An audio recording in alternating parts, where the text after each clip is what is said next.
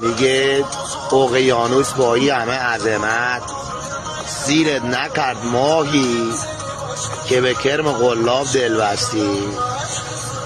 این همه عظمت داشت اقیانوس، رفتی جونتو از دست دادی به خاطر یک کرم مرده سلطان. میگه ماهی تو دریا کوسه میشه. یه چیز بهت میگم بذار، وقتی که کسی بهت ماهیگیری یاد داد سعی کن تو رودخونه‌ای که او بهت ماهیگیری یاد داد نری، بری یه جای دیگه، تو گود بزرگ برو بذار. اگه میخوای بزرگ بشی همیشه آرزوهاتو بزرگ کن، به هدفت فکر کن، به حرف بقیه فکر نکن.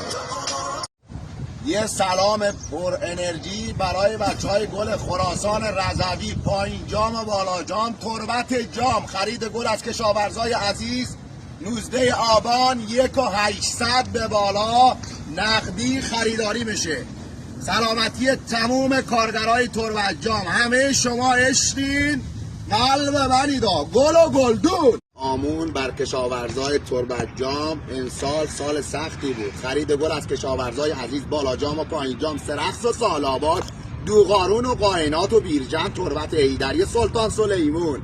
امروز 18 برج یک شنبه خرید گل از کشاورزای عزیز 1,800 به بالا.